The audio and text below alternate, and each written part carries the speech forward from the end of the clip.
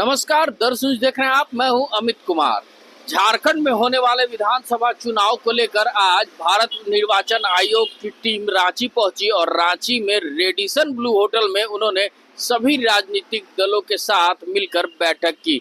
बैठक में सभी राजनीतिक पार्टियों ने अपना अपना सुझाव सीधे तौर पे निर्वाचन आयोग को दिया और सबसे खास बात यह है कि झारखंड मुक्ति मोर्चा जो झारखंड में अभी सत्ता पक्ष के तौर पे है, साफ तौर पे कह रही है कि इस बार जो विधानसभा का चुनाव हो वो चुनाव कम समय में हो तो ज़्यादा बेहतर होगा, इससे निष्पक्ष चुनाव हो सकता है। वहीं कांग्रेस की अगर बात कर ले तो कांग्रेस साफ तौर पे बीजेपी पे आरोप लगाते नजर आ रही है कि जो बीजेपी है वो झारखंड राज्य में भ्रम फैलाने की कोशिश कर रही है, केवल घुसपैठियों का नाम ले रही है। तो वहीं अगर भाजपा की बात करें तो भाजपा साफ तौर पे चुनाव आयोग को सुझाव देती है कि झारखंड में हो रहे बांग्लादेशी घुसपैठ के जो लोग हैं उनका जो वोटर लिस्ट है उनको उस नाम से हटाया जाए और बांग्लादेशी घुसपैठ को यहाँ से हटाया जाए, तब जाकर यहाँ निष्पक्ष चुनाव हो पाएगा। तो इसको लेकर क्या कुछ कहते नजर आ रहे हैं राजनीतिक पार्टियां, आइए सुनते हैं। के काम की तो पहले तो हम लोग बधाई दिए और उम्मीद करते हैं कि विधानसभा में भी वैसा होगा। तो मुख्य चुनाव आयुक्त के द्वारा ये आश्वस्त किया गया कि ऐसा होगा। मेरा 2-3 डिमांड था, जैसे मत का जब गणना होता है उस दौरान जो रिकॉर्डिंग किया जाता है वो बाद में उम्मीदवार जब मांगे कि कई बार होता है कि गड़बड़ी हो गया, हमारा जो पोस्टल बैलेट आया था उसमें छेड़खानी की गई या कोई भी तरह का हो तो वो बाद में मुहैया कराया जाए। तो उन्होंने कहा कि आश्वस्त किया कि नहीं, वो मुहैया कराया जाएगा। दूसरा था कि जहाँ पे दूर है केंद्र, चुनाव मतदान केंद्र दूर है, तो कई जगह जैसे गिरिडीह, पलामू वगैरह क्षेत्र में देखते हैं कि बहुत दूर दूर होता है मतदान केंद्र। तो वैसे में हम बोले कि कई बार पार्टी वाले लेके जाते हैं मतदाता को और उसमें बरगलाने फुसलाने का डर होता है, वो किसी भी पार्टी के लिए वो मतदान निष्पक्ष होना चाहिए। तो वैसे में सरकार के द्वारा साधन मुहैया कराया जाए वैसे लोगों को ले आने के लिए जो दूर दराज है।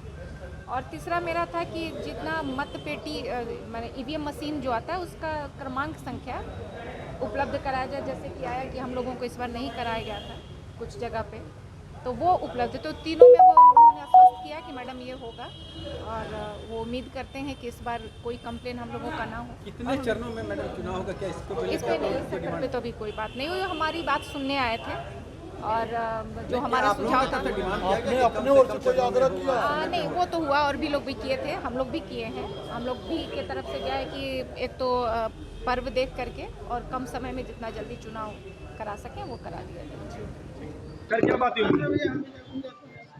भारतीय जनता पार्टी को आमंत्रित किया गया था इसमें से झारखंड विधानसभा चुनाव के संदर्भ में कि हमसे सुझाव मांगा गया, तो हम लोगों ने बहुत सुझाव दिया।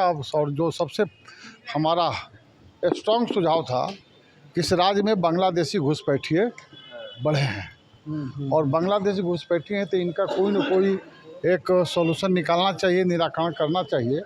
तो मतदाताओं का पहचान पत्र जो है तो वो तो बन जाता है, परंतु आधार कार्ड जो मूल है उसको जांच का विषय है कि फर्जी आधार कार्ड के आधार पर मतदाता जो बनते हैं उसका जांच किया जाए और आधार कार्ड को कोई मैकेनिज्म डेवलप किया जाए कि वो फर्जी है तो पकड़ा जाए।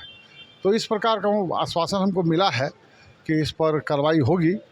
तो हमने जो सबसे महत्वपूर्ण विषय उठाया है कि बांग्लादेशी घुसपैठिए इस राज्य में बड़े पैमाने पर बढ़े हैं और एक एक बूथ पर यह कहा जाता है, चुनाव आयोग का ही मानना है और उसके ब्रीफिंग में ये बात पहले आ चुका है कि एक वर्ष में 3 से 3.25% मतदाता बढ़ते हैं। उस हिसाब से 5 वर्षों के अंदर 15 से 17% मतदाता बढ़ना चाहिए।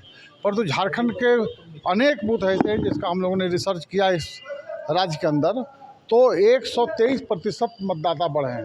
100% से अधिक मतदाता में जो प्रत्याशित वृद्धि हुई है, हज़ारों की संख्या में ऐसे बूथ हैं। तो हमने जांच करने के लिए कहा है और आश्वासन हमें मिला कि इसकी जांच जरूर होगी। इन विषयों को उठाया है और नहीं, टाइमिंग के लिए हम लोगों ने कहा है कि झारखंड में पर्व त्यौहार का दुर्गा पूजा है, छठ है, इसको ध्यान में रखते हुए ही निर्धारित किया जाए और कम चरणों में चुनाव हो, उससे भी लाभ है, क्योंकि जो झारखंड की पहले की जो स्थिति थी और आज की स्थिति में अंतर है। अब हम लोग कम चरण में भी चुनाव करा सकते हैं, ये भी मैंने आग्रह चुनाव आयोग से किया है। हम और वरिष्ठ नेता शशि भूषण राय जी आज प्रदेश कांग्रेस के तरफ से नमित थे। हम लोगों ने आकर के पहला प्रश्न जो रखा हम लोगों ने कि एक चरण में चुनाव हो। दूसरा हम लोगों ने रखा ये कि पर्व को देखते हुए, और हमारे यहाँ पर भगवान बिरसा मुंडा जी की जो जयंती होती है 15 नवंबर को, हम लोग का यहाँ झारखंड का बहुत बड़ा पर्व है भगवान के बिरसा मुंडा जी के नाम पर, तो उसके बाद ही चुनाव कराया जाए। तीसरा हम लोगों ने रखा कि फेयर इलेक्शन हो, और जो उन्मादी नेता भारतीय जनता पार्टी के आ करके यहाँ पे उन्माद फैलाने का काम करें, उन पर रोक लगे, और वैसे नेता को चिन्हित कीजिए जो पिछले बार भी आपने 5 दिन 10 दिन जो हेट स्पीच देते थे, उन सभी को बैन किया जाए, और उस बैन करने के तहत उनको यहाँ झारखंड में आने पर रोक लगाया जाए। बहुत सारे मुद्दे हम लोगों ने चर्चा की, किस तरह से नाम भी आप लोगों ने लिया है क्या वैसे नेताओं? निश्चित रूप से मुख्यमंत्री, पूर्व मुख्यमंत्री की जब मैं नाम ले रहा हूँ तो उसमें सब आ जाता है, बहुत सारे। हमने एक और बात कहा कि आप 10 साल 100 दिन की सरकार आपकी केंद्र में है, पिछले 5 साल के पहले आपके पास में डबल इंजन की सरकार थी, आप उसकी खाका बताएं कि आपने विकास के लिए क्या किया। दूसरी, आपने 10 साल 100 दिन में झारखंड के लिए केंद्र सरकार के द्वारा विकास के लिए क्या आपने दिया, एक कुछ हम लोग को बताने का आप करें। और आप झारखंड की जनता के पास अपने विकास के कार्य या रोड मैप कोई विकास का बनाओ, झारखंड की उन्नति के लिए कोई बनाओ, तो आप उस बातों पर जाकर करके बात करें, ना कि आप यहाँ पे हेट स्पीच और उन्माद फैला करके वोट ऑफ पोलराइजेशन जो करना चाहते हैं उस पर नहीं करें। और झारखंड की जनता सजग भी है कि आपकी बातों में नहीं आने वाले, वो विकास चाहता है, यहाँ के लोग रोजगार चाहते हैं, यहाँ के लोग आने वाले दिन में भविष्य चाहते हैं। लेकिन आपने क्या किया उसकी कोई खाका नहीं है। जब हमने सरकार संभाली थी हेमंत सोरेन के नेतृत्व में, तो मैं आपको बताऊं कि हमारे पास यहाँ के एम्प्लॉयर्स को पैसा देने के लिए फंड नहीं था, इतना हमारा खराब स्थिति था, लेकिन हम लोगों ने उसको उड़ाया। कोरोना जैसा कार्य इतना बढ़िया हेमंत सोरेन रामेश्वर उरांव जी के नेतृत्व में चला। तो इन सब बातों को लेकर के हम लोगों ने सारी बातों को चिन्हित किया कि आप अगर फेयर इलेक्शन कराना चाहते हैं तो आप उन्मादी नेताओं पर रोक लगाएं। एक सुझाव है कि जनादेश हमारा जनादेश 5 साल के लिए है। हमारा कार्यकाल दिसंबर तक है, कोई हड़बड़ी ना है, और चुनाव निहायत यदि पहले ही महाराष्ट्र के साथ करना पड़े तो 15 नवंबर तक, क्योंकि बिरसा जयंती, Kartik Purnima, state foundation day, ये सभी चीज़ें हैं, उसके बाद ही उसको प्लान किया जाए। दूसरा कि हमारे राज्य शांतिपूर्ण है, ज़्यादातर इलाके पहाड़ जंगल से आच्छादित है, उन जगहों पर न्यूनतम सेंट्रल पैरामिलिट्री फोर्सेस का डिप्लॉयमेंट हो, और यदि बहुत ज़रूरी है तो साथ में स्टेट पुलिस का समान रूप से, ताकि दहशत न फैले, मतदान प्रभावित ना हो, और धर्म को लेकर, जाति को लेकर, संप्रदाय को लेकर जिस प्रकार से लगातार हेट स्पीच दिया जा रहा है उस पर कारगर रोक लगाए।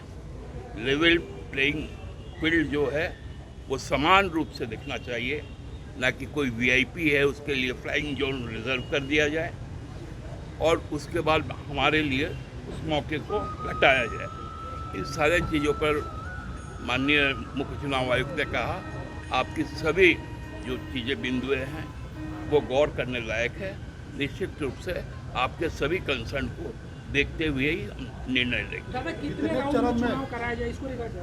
हमने कहा है कि बहुत, अभी तो जम्मू कश्मीर जैसे राज्य में आप 3 चरण में करवा ले रहे हैं, 90 विधानसभा में आप 1 चरण में करवा रहे हैं, तो जितना कम से कम हो, क्योंकि संसाधन हमारे पास भी कम है, और जितने ज़्यादा चरण में होगा उतना ज़्यादा गंदगी फैलाने का मौका हमारे जो विपक्ष के लोग हैं, जिनको अपनी भाषा बोलने नहीं आता, केवल जात और धर्म की भाषा बोलने आता है, उससे गंदगी बढ़ेगी। मैंने तो कहा कि दुर्गा पूजा से लेकर काली पूजा, छठ में बड़ा एक संख्या बाहर चल जाता है जो 10-12 तारीख तक लौटता है, और उसके बाद 15 तारीख को कार्तिक पूर्णिमा भी है।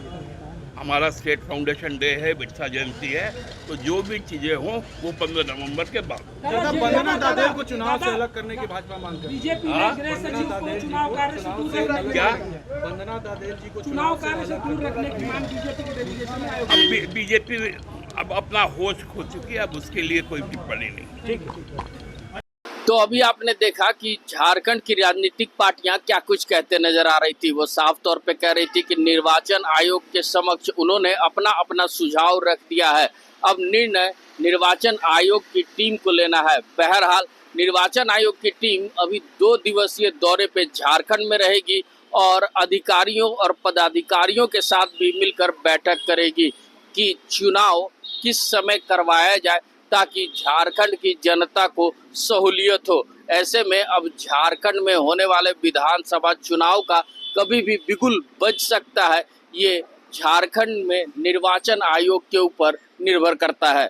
ऐसे ही तमाम खबरों के साथ जुड़े रहने के लिए हमारे चैनल को लाइक और सब्सक्राइब जरूर करें। अमित कुमार, दर्श न्यूज, रांची।